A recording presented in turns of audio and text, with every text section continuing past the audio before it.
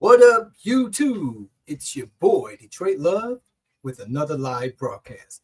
Tonight, we're talking about Alice Goes to Wonderland Pinball, the highly anticipated new pinball project from Wonderland Amusement. If you've been following this campaign, you know it's one of the most talked about pinball Kickstarters, and for good reason. But with any project like this, we have to ask, is this a dream come true? Or are there red flags we need to talk about? We're going to be covering the Kickstarter progress, the funding, backers, pledge, Wonderland's Amusements Guarantee, B. Kong's first-hand impressions with WonderCon, and concerns about unproven gameplay elements and technical issues. Let's get it started.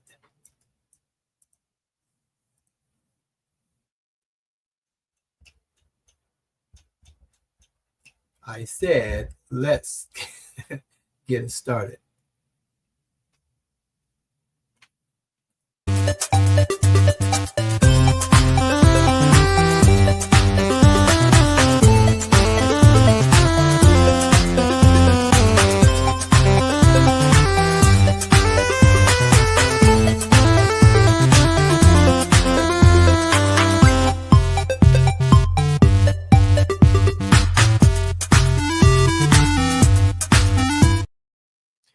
What up, what up, what up?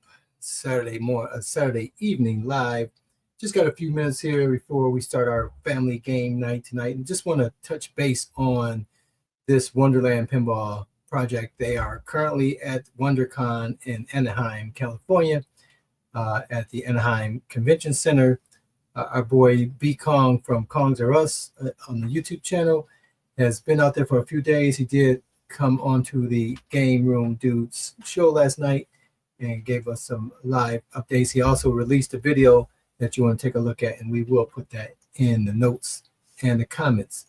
Yeah, it wasn't a whole lot learned from this event. I'm sure it's got exposure for them. I'm sure they got a lot of buzz and excitement, and they were able to share the information. But for us backers, I don't think we got a whole lot of additional information, or people that's looking to back got enough information to sway them in one direction. Maybe it's enough to sway people away from it. I don't know. Me personally, I hadn't budged, but a little disappointed in what was presented. Though my expectations were a little realistic, I knew they weren't going to be able to have enough gameplay and rules and those type of things, because that stuff is not set yet. So let me just look at the chat real quick. Paul is here representing as he always is. What up, Paul? And we have the Crownless King says, I'm so torn on this thing. I feel like they should have waited to launch the Kickstarter just a couple of months. Promising to get this out is crazy. In December is crazy. Also says, I want it bad. And I think they're going to pull it off. But I feel like they're going to have to rush to meet the deadlines, so no one is asking for, except maybe their investors. So he's saying the timeline, he thinks is just unrealistic. So Paul says, sounds like everyone's waiting for some code. Yeah, now see, that's the thing with it. We have to mentally get ourselves right on this project, because this project is not a pre-order, right? It's not a pre-order. A pre-order would be different. Pre-order would say this product is already set, and we want to get an idea of how many people want to order it, right? That has interest in it, and we'll take pre-orders before we take action, XYZ. But this is not a pre-order. This is a Kickstarter program, which says this program is undeveloped. This project is undeveloped, and we're making promises of what it can be or should be.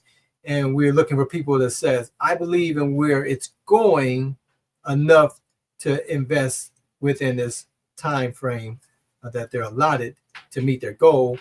And then hopefully the project can come now that you have some resources to do so. So Kickstarters are a bit risky for that standpoint, because it's not a pre-order. It is a Kickstarter pledge is what you're giving. All right, so let's just talk about it for the people that are new to watching this video, so let's just talk about the background on Wonderland Amusement.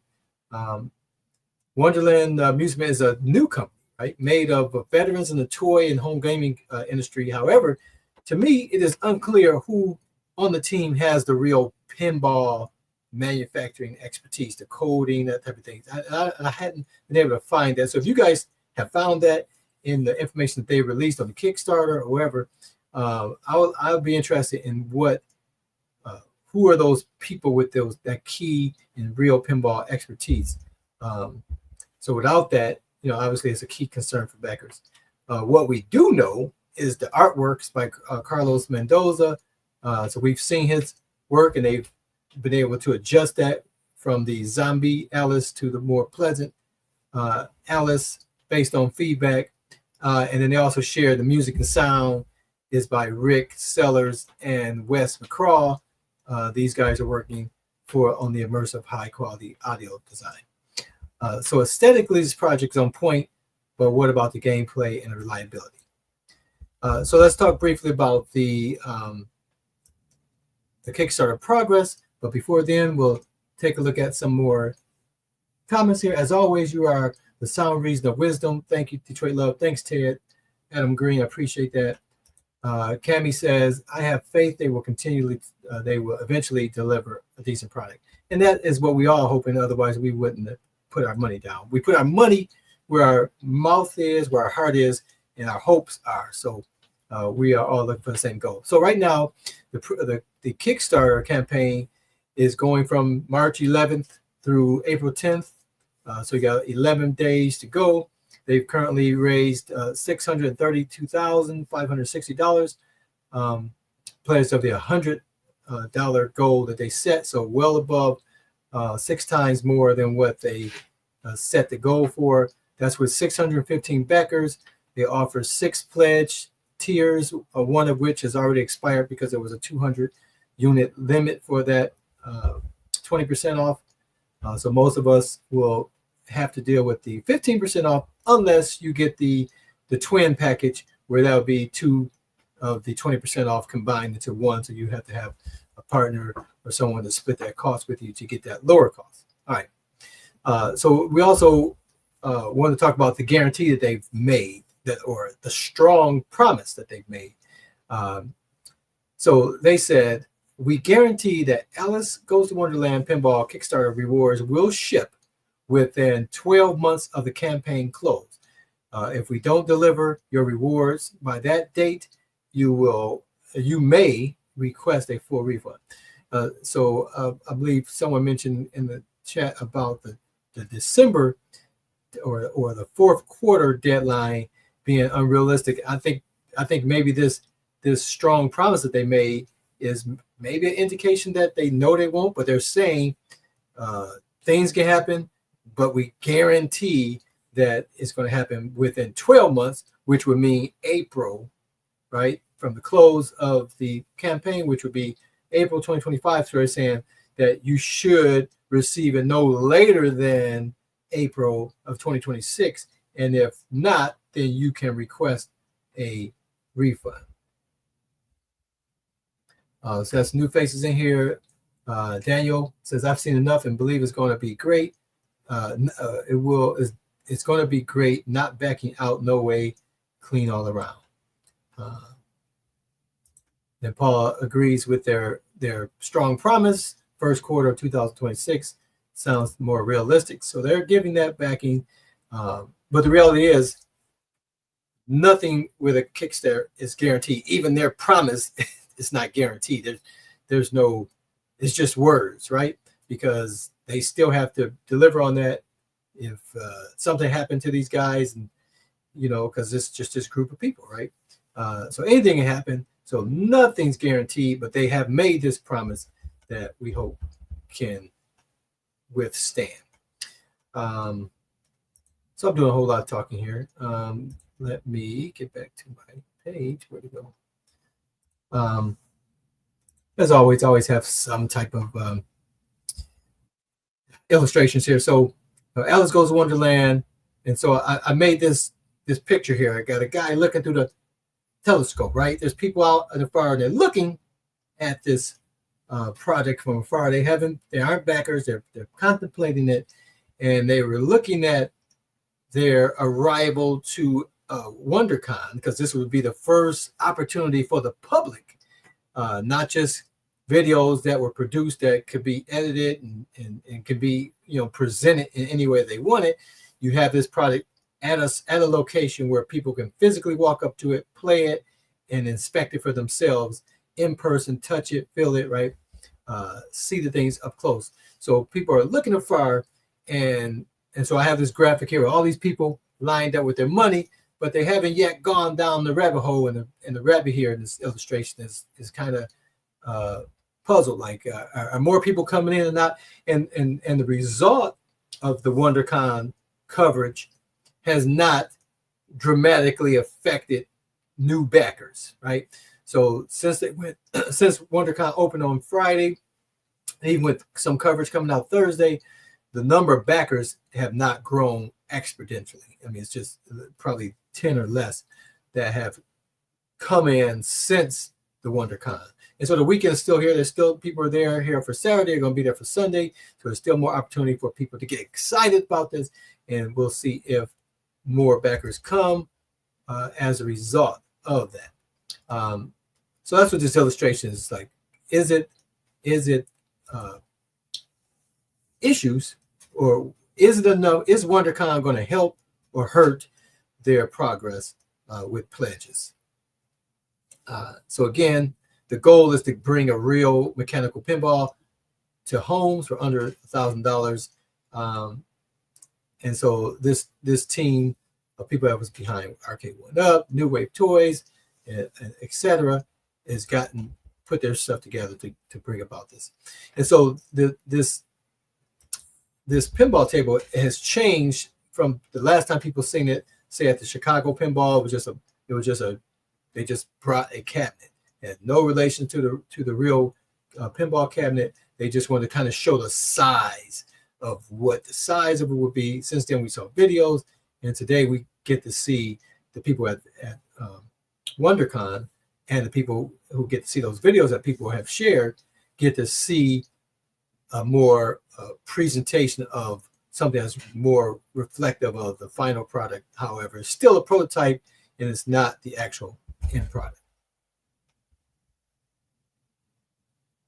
So Cami says, I think when more of the pinball community sees the video of what it looks like under the playfield, that's going to change their mind. Yeah, so I think that's one of the biggest things that came out of their presence at WonderCon, is to give people something extra, right? Something more, because the gameplay and that could at best be what was already shared on the previous videos.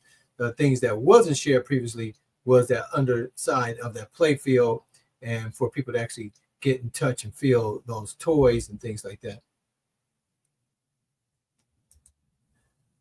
Tammy says, but I think there are untapped markets who are unaware of its existence. Clearly, right? So there's only so much people are going to get exposed in this 1 month of time, but hopefully enough is going to be provided so that the word gets out. You got to share these videos, share the videos they have to get word out. Typically, backers of programs have some incentives to get more backers on, and they haven't done that. We'll kind of touch on that as well. What up, Random One? Just giving an update from the WonderCon. So you're at a good point here. So they're trying to get this real pinball machine at a budget that people can afford, right? But can they deliver? Can they deliver at the right price? So obviously for the backers, we're going to get a discount anywhere from 20% to 15% off the start. So we, if this thing comes to market, are in the best spot possible. As you know, the President Trump has put tariffs in place that could or could not affect this Kickstarter, could impact the final production once they go to market. So those prices could change. So we don't know. It's a lot of uncertainty. So we don't really know. Eduardo, I'm sorry if I pronounced your name wrong. Eduardo says, after seeing Kongs R Us preview videos, I'm definitely not backing it. The prototype didn't have the working DMD, it didn't have the code, and the flipper sucked. Iguardo, I'm sorry. Iguardo, I would say, for me, the expectations of code and objectives, there's no way that was going to be done by this time frame. So what my expectations were, I knew that wasn't going to be there. But to be able to at least get some concept of the scoring and to see these sensors being crossed over by the ball and actually seeing the scoring was something I was looking forward to. But that didn't happen.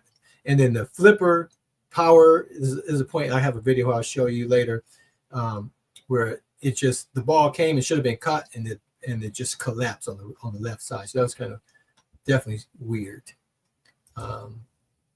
Michael still says, hello, Carl, long-time watchers, first-time contributor. It has a solid base to work on. It could be great, but we all know code makes the game. Yeah, we talked about this on my last video. People were saying about even the music and call-outs, all this stuff, because if you take any video game and any pinball machine, and you have someone sitting there playing it, and you turn the volume completely off from that video or even live presentation of it, that's a very boring experience, right?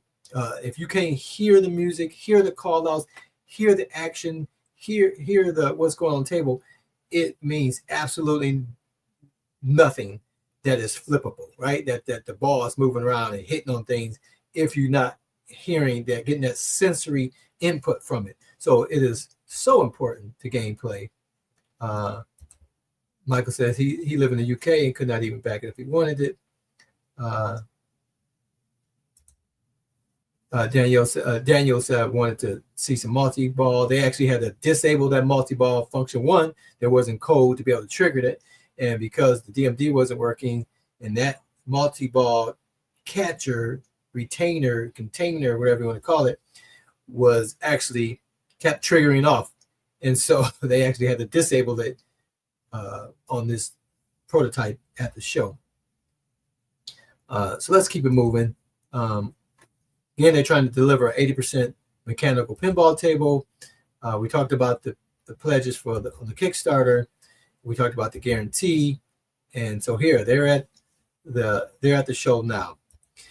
So my boy B Kong made his video, and I'll link this in the show in the thing later for you to be able to see later. But I do have some other videos and things that he provided, and so we'll talk about that. But he has one called "It's Flippable," and you definitely want to watch that. He has his final takes and all of his information on that.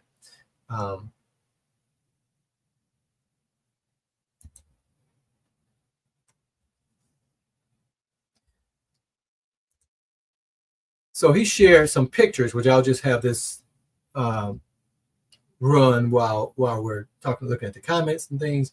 So these are some static pictures, and then we'll have some video of that Beacon captured while he was there.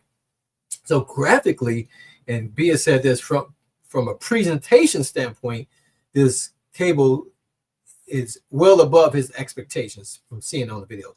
And if we just pause right here, this here is my biggest, from a presentation standpoint, I wish they would address this coin door. This coin door does not look nice. And the weird thing about this is that even on their Kickstarter presentation and the video and the things that they have there, the steels, they have a black coin box, pretty similar to this. I think it didn't have the actual power buttons or whatever that button is on the right side. They didn't have that, but it was black. Now the prototype that they have here is white. Why they were switching from black to white, it makes no sense. That thing just stands out like a sore thumb. No way should it be white. It should definitely be black, and we'll address that at some point in time as well. So we'll continue this video while I check out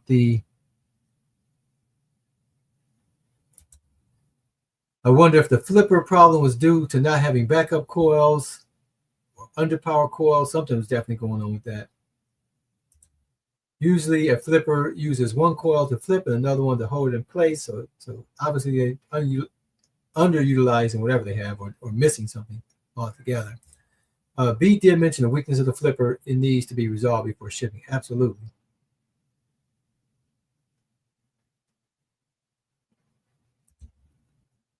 The community will put pressure on them to resolve the flipper issue. Absolutely. And they know they're going to fix that. Being face never helps products. I'm not sure what you're saying. Now, I did want to add this music in here for just a little bit.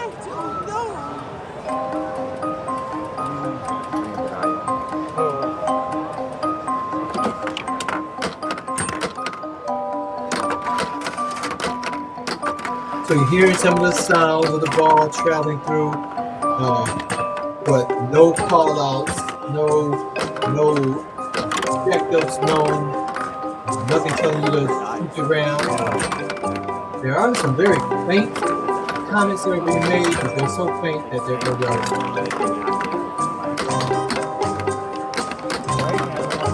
some of the targets didn't have the decals on it, so you're not sure what those are.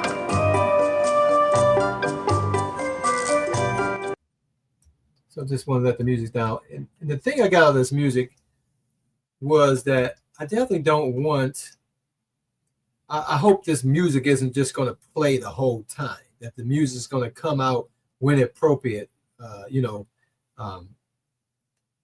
because to me, the music shouldn't be playing the whole time. It should be a part of the story and help guide you through the gameplay.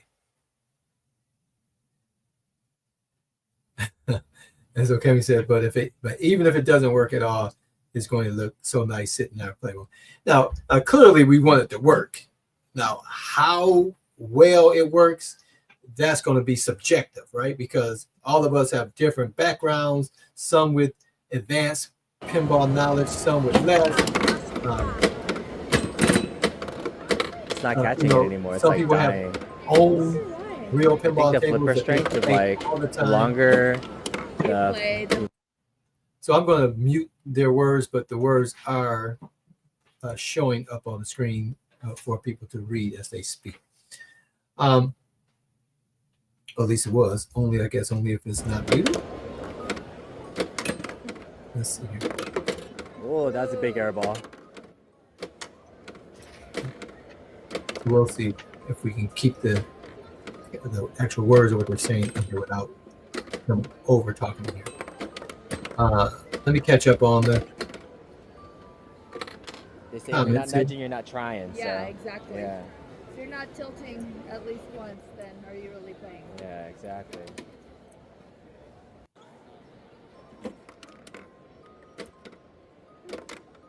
It looks like I have to have them speaking at least at a low volume in order for their words, the closed captions to come, which is kind of weird.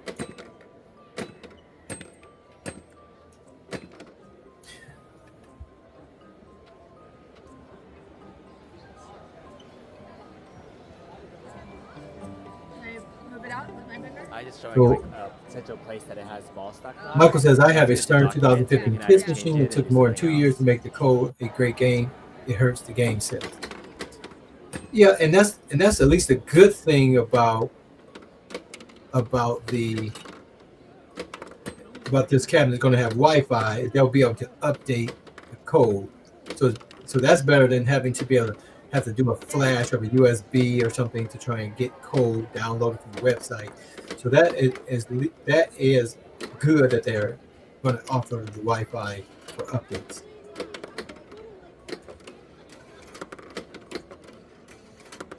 Nice. You're like, I'm a wizard. Duh. That D-pad looks horrible aesthetically. Ooh. I agree. That post save.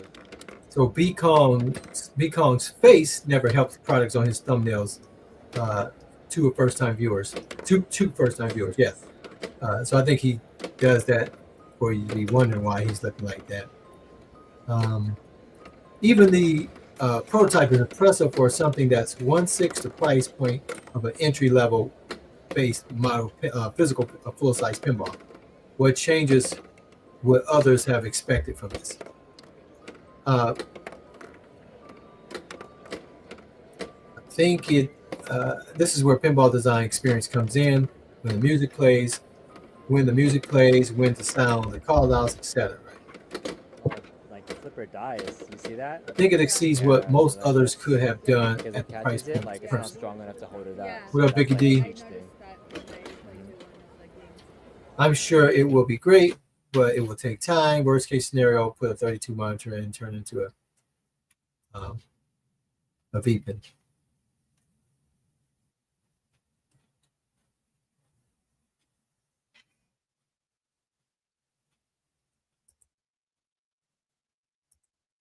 Big air ball. So that's some gameplay that they provided. But definitely something was going on with this flipper.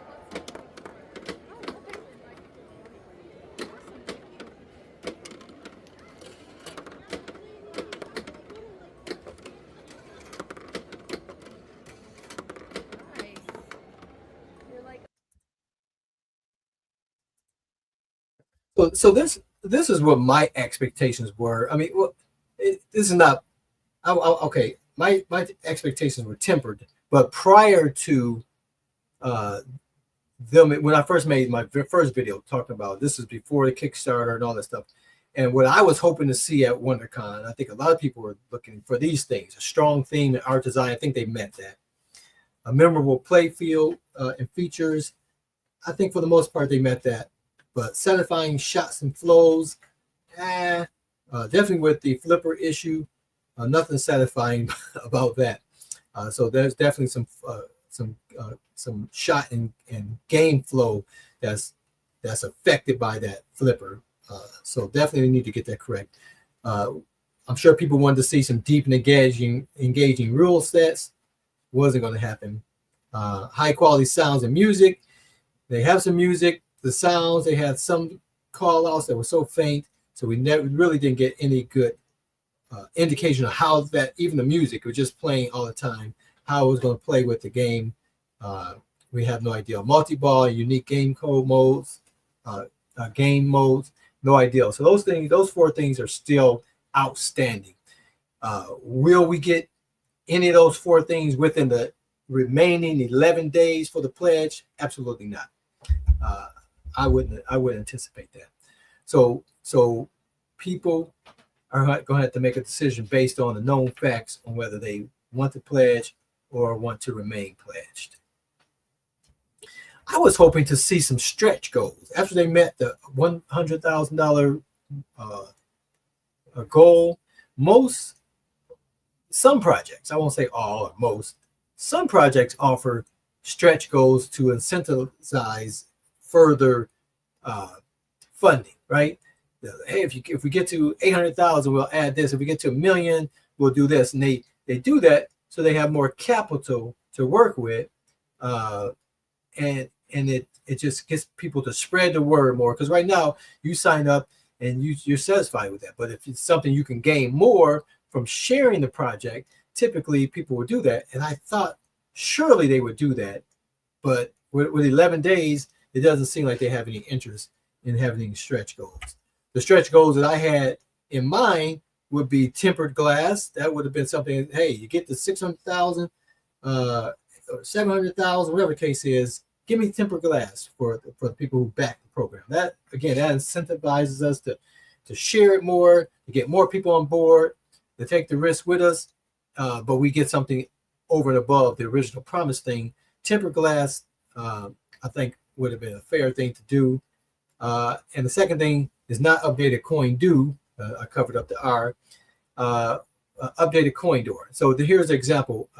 The prototype that they have on site at WonderCon is the one on the right, is white. The one that they have in the Kickstarter program, the program project information is black. And I think it should be black, but it definitely shouldn't be white. But I have some thoughts about the coin door. So these are just some examples of other pinball coin doors that's below those two on the top. And boy, this presentation surely got out of whack. So I said keep it black, definitely not white. And I think they can do something with a real looking coin door and still have the functionality that they have there. So if we look at these doors of other real pinball, I think they could have very easily took those two red buttons that they had at the top, make those coin eject buttons, right, or coin insert buttons, and make those pressable to be the whatever the function they desire for those two buttons. Why you put pinball buttons on the front like that, it just doesn't make sense. Put coin insert coin buttons that you press to do whatever function they intended for those two things would be the smart thing. And then most coin doors, as you see with these examples, have that little space. You see the one in the middle has like this rectangle that's just an empty space, just a gap. You could put that directional pad in there and just keep it black and keep it where it is almost just blends in. If you don't know that it's a D-pad, you wouldn't know, right? It would just look like it's just a pattern. But I think that would make more sense to do it instead of having that big giant plus there. Just have them where they're clickable directional things, but just blend in to look like it's part of the door until you need it. And then they have that power button, which I think should be placed under the cabinet. And I have no idea what that second button is under the other red button on the right. I have no idea what that is. But I don't like the placement of that, because when you're playing pinball and you're bumping the table trying to get that ball to go somewhere, your leg can very easily hit that and trigger that button in that spot right there. Or kids are standing around you, put their hands on the cabinet while they're watching you play, and they hit that little button in the middle of your game and you lose your progress. That doesn't make sense for it to be there. So it should be under the play field. But if you are going to leave it on the coin door because you've already committed to the placement of it, at least make the coin door where you have that. If you look at these 6 coin door, they have those coin return rectangle spots or square spots. I would rather that button be within that coin return area, so you have to stick your finger in there to push that button to turn it off. For both of those buttons, 2 separate coin return boxes that are indented, right?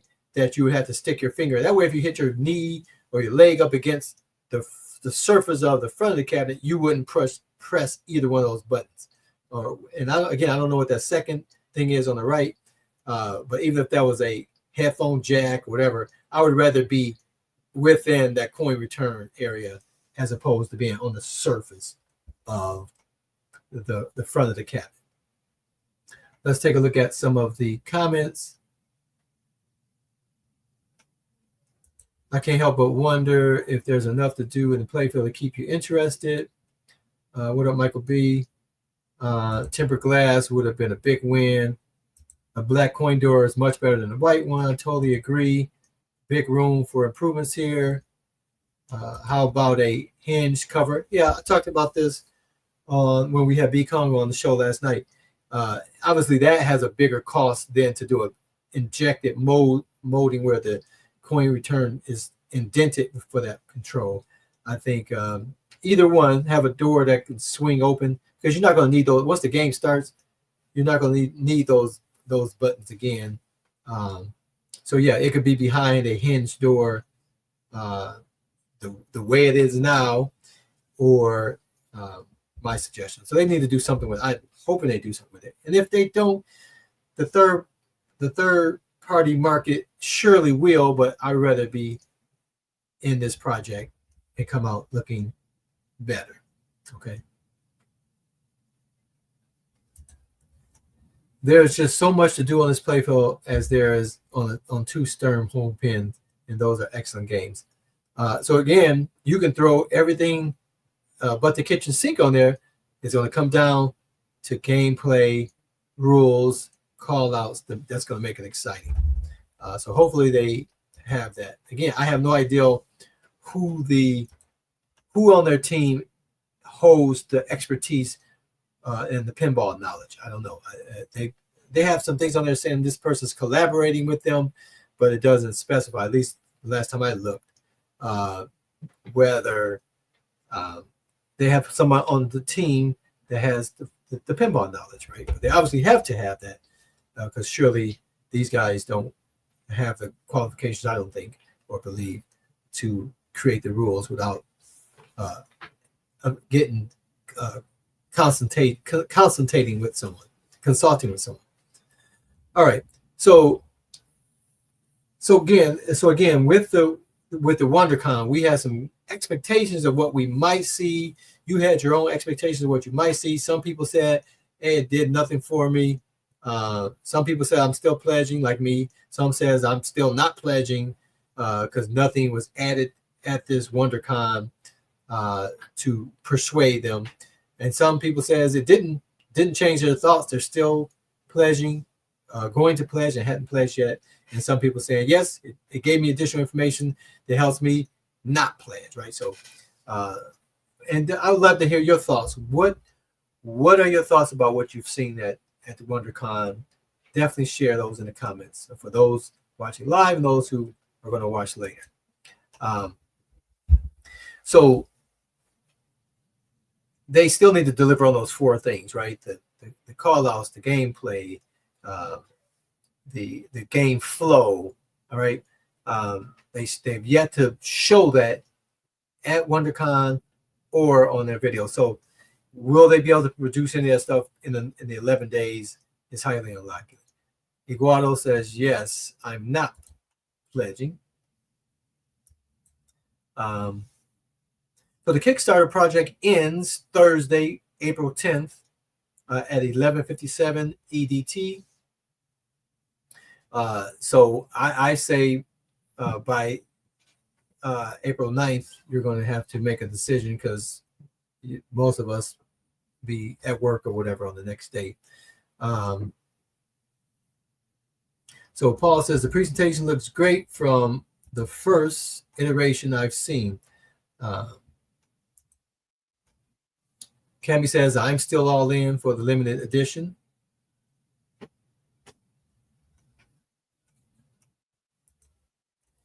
I'm just curious, is anybody going to cancel their pledge based on what they've seen at WonderCon? Was WonderCon's flipper issue, the DMD, no scoring, are those enough for you to say, is risky, right? Because again, rewards aren't guaranteed. They aren't guaranteed to happen either way. The last day to cancel is April 9th. Again, I'm saying the day before that 11 a.m. of the 10th.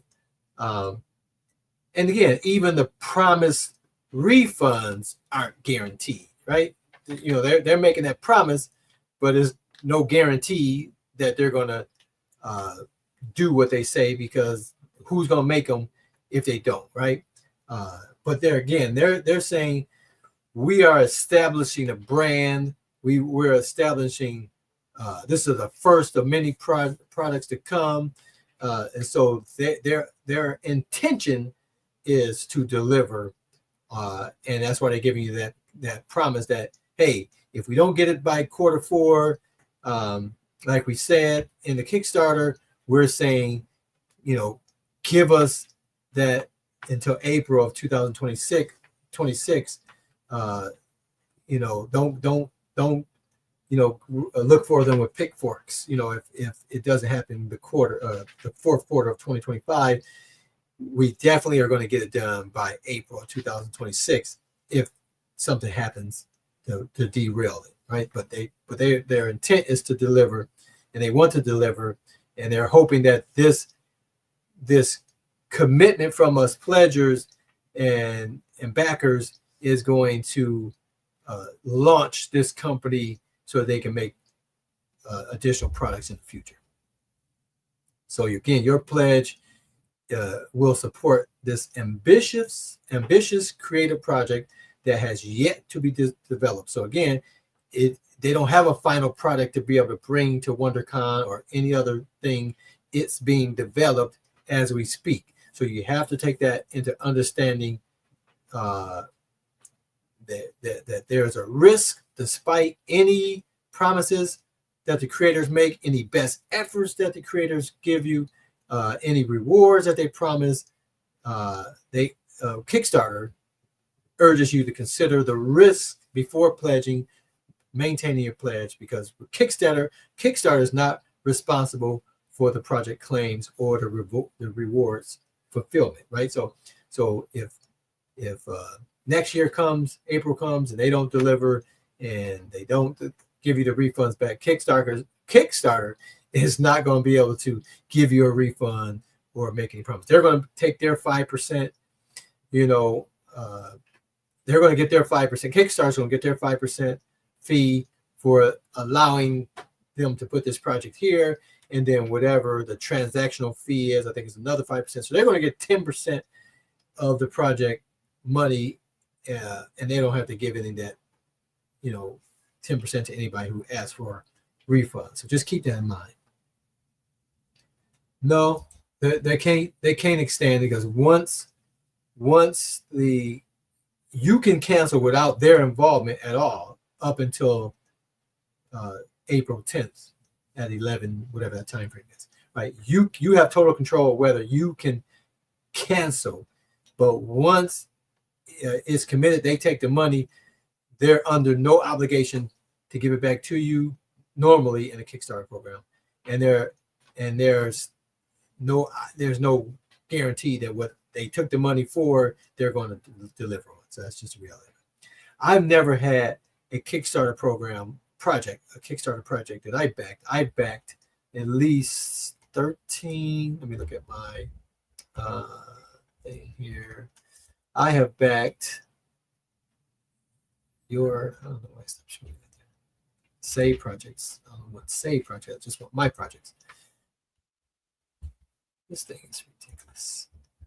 Why is not showing me? All right. It's not showing me. Okay. Recommended your account following view all. But so I had, oh my goodness, they want my password. All right, I'm not going to get in there. I think it's 13 projects that I backed. 13 of 13, 12 have delivered and 1 canceled, which is the same Jerry that's involved with this project canceled that one project with the shuffle golf due to some legal issues with Arcade 1-Up. I have had a couple of projects on Indiegogo. On Indiegogo, I've had projects that took the money and ran and never produced anything.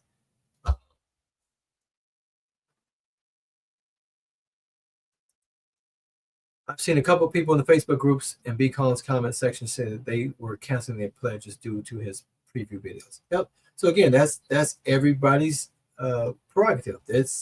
If you don't feel comfortable with it, think about it. They have enough backers, they have enough pledgers to supposedly get to the end result. 6 times a number of people. So if 1/6 of the people, or 5/6 of the people, cancel their pledges, theoretically they should have enough money to do what they said. So for any people that back out, it shouldn't impact their ability to fulfill the rewards, right?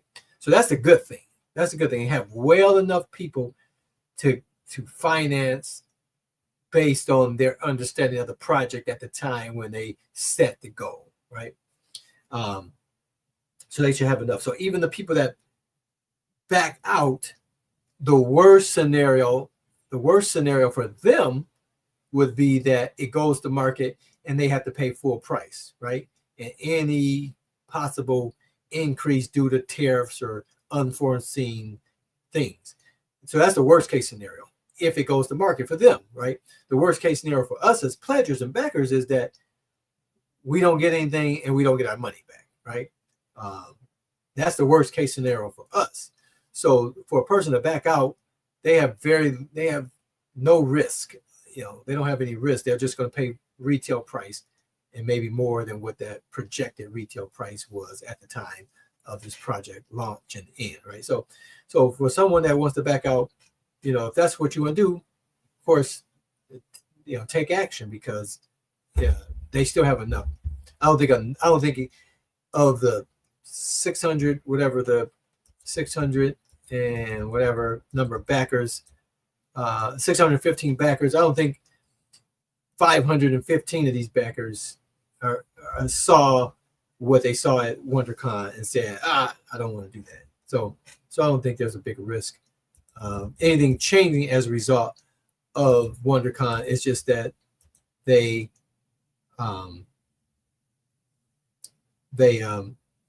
have some things to deal with, and they have the feedback, right? They have feedback on the art, and they made changes.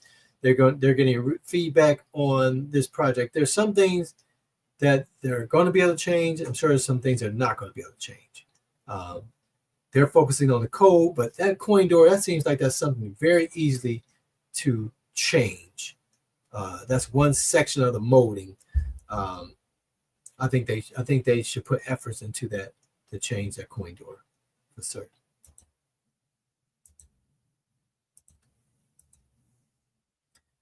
And so that is it on what I wanted to cover with this thing. I'm still excited. Ooh. It looks great. Obviously, all of us are going to have some subjective opinions on the play field. For example, I went and played pinball with my daughter last weekend at the arcade, and I finally got to play Spider-Man, which is my favorite pinball based on VPX, and I finally got to play it in person, and it stood up to my expectations from virtual pinball to the real world. Nothing was altered, in my opinion, of it whatsoever. What I expected from that game, I fully and truly got from the real pinball, right? By playing the virtual pinball of Spider. Yeah. I've always played Yeah. Cactus Can we Canyon package it, in the like, real it's not world. strong enough to Love hold that, it, so that's and what I the did. VPX version of it is the same. I enjoy both of them equally, and Attack from Mars. So those are three tables that are well represented in the VPX world. And so if you play well in one, you should be able to go and play well in the real world. At least for me, I lost nothing in playing it in VPX than I gained in playing in the real world. I love it in both worlds. Thanks, Biggie D. Appreciate you. So Paul says, I agree. I would prefer to wait and purchase it at retail. Yeah, that's a very logical, smart thing to do, because they have them. Now, if it was 11 days to go and they only had $90,000 of the $100,000 needed to launch the project, then Paul's decision there, or Iguado's decision, or whoever was the other person that said, Iguado's decision, then those decisions would have a much bigger impact on this thing coming to market, right? If those people decide not to. But because they're in a position where they are, if no other person pledged, and even if 100 people decided, I'm going to no longer pledge, it shouldn't impact their ability to come to market. So that's the great thing. So that's the good thing that we as backers can get out of this, that they're willing to make changes, that they're willing to listen to and take the feedback and make adjustments, that as they demonstrated with some of the stuff on the play field, by making those 3D toys instead of just the flat 2D pictures they made. That was an add-on, right? So hopefully they're able to make some things. Manuel, the wise guy, says, if I can move this thing so I can read it. I'm keeping my pledge. Looks promising so far. Yes, I'm nervous because of the lack of code and music, but I'm trusting they will come through with a completed product. I am hopeful we get more titles. And that is their plan. For this to be, and they may decide to do a full size at a much lower cost. We don't know what their plans are, but this project is hopefully going to be successful and launch this company into it because they stand alone in this market. There's no market for where they're going. There is no market currently. And so obviously, if they can come into this market and be fruitful and profitable, then hopefully there's more projects to come. And maybe they can, charge a little bit more to get some licenses that people want, right? So that's the hope. Yeah, I do. Michael B said, I do love the artwork on it. So I made a point earlier. I started to bring up talking about Spider-Man. Spider-Man, again, it's my first time seeing it in person. And Spider-Man has this stainless steel apron, that just looks awesome. This table here has a more colorful and very detailed apron. But even with that Spider-Man, with that silver Spider-Man apron, it was fine. So I don't oppose to a cleaner apron. But again, those are things that's going to be easily made available for people in the third party market. So I'm excited for that this thing comes to market. I even talked to Richie over at Stellar Pinball. They do a lot of 3D works. They actually make, if you guys aren't aware, Stellar Pinball makes a 1/5 scale pinball table that you can put your Nintendo Switch in and allow you to actually play it. It's totally a mechanical machine. There's no electronics in it other than the lights. If you get the upgraded version, the Supernova version, but the Nebula version is just a static pinball table that you put your Switch in, and you can actually play. The buttons that you press actually push the buttons on the Joy-Cons that control the Nintendo Switch. But anyway, they make those what they call they give it a name now, tiny pins or whatever it's called. But they also make modifications to real pinball tables. And so they have 3 projects that they're working on. They have something for the Star Trek, the Next Generation table. They have the Cannon that they made, the toys that people that own that table can upgrade their cannons for that. So I sent a message out to Richie saying, hey, if you're not aware of this Wonderland Amusements and their Alice Goes to Wonderland pinball table, I encourage you to take a look at it. And if it's something that interests you, maybe you can add some toys and things that you guys can produce that would be available for people and owners that do pledge for this table or buy it when it goes to market. So I've put that out there for Richie and Alex, is a father and son team out of Utah, that maybe they can make some toys and some upgrades for this project if it makes sense for them to do. So I did do that because I think it makes sense. I think it's a good transition from them. So Michael Wayne says shipping a pinball as flat pack sounds like a bad idea to me. Well, the ideal of having to put it together. I mean, pinball machines are flat packed and shipped from other companies that sell those wide bodies and things like that for the V-pin community. So that's not something new, right?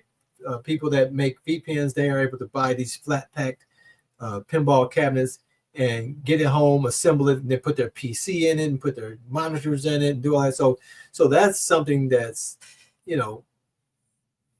easily and that's rapid, that's done and known to be done. So I don't have any qualms or issues with that. I definitely didn't look forward to having to put something together. I used to put many of these cabinets together, and now when I have to put something together, I'm like, maybe I'll pay a little more not to put it together. But again, shipping is dramatically decreased when it's not assembled. My concern would be with that table, with that play field. The play field is going to be shipped, obviously, totally intact. With minus the toys, you have to put the toys on them. But I just hope FedEx and those companies don't tear up those things, because if you get that smashed and broken, that would be horrible for that experience. So yeah, they would definitely have to have foam wrapped and things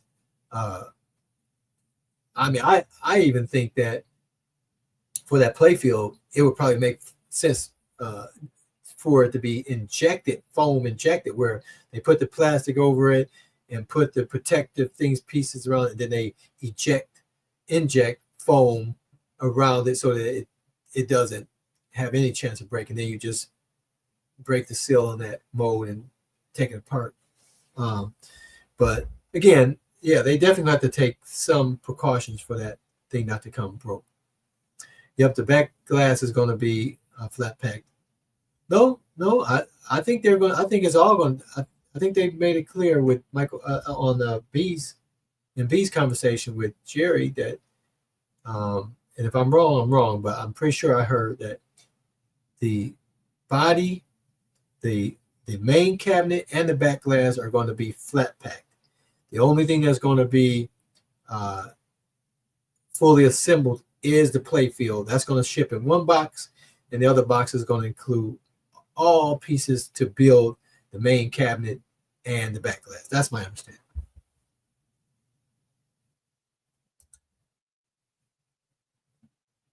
And you know, we received our At Games cabinet. That came in 2 boxes: the back glass and the fully assembled cabinet. So again, we don't know, but I'm sure we will know pretty soon. What up, Jason? Always good to see you as well. Thank you, brother. All right, so I think it's time. It's 7 o'clock. It's time for us to do family night. I appreciate you guys coming in and chatting and joining on the live. I appreciate you. Thank you, man. This will definitely be in the wheelhouse of a technically savvy person. Tech support will need to be strong for the layperson. Yeah, I agree. They're going to have people knowledgeable to be able to take some calls. I'm sure things are going to be bent, and you know, they're going to have to troubleshoot some things as people start to put these things together. It's definitely this their first product. It's going to be more calls than say RK1 would get, you know, 4 or 5 years later than they did at the start. So yeah, they definitely have to have some money invested in tech support and calls. They said that they would have tech support. They would have a store for people to be able to buy things and upgraded pieces, and yada yada yada. But yeah, they definitely have to have that. I'll put these messages up there. People will be able to read those on the stream that they watch over. I'm gonna have to get out of here. I appreciate you. I love you guys. And until next time, I'll see you on the web. Thanks for watching Detroit Love. Please subscribe to the channel, like and share the video. We want to see and read your comments below. And until next time, I'll see you on the web.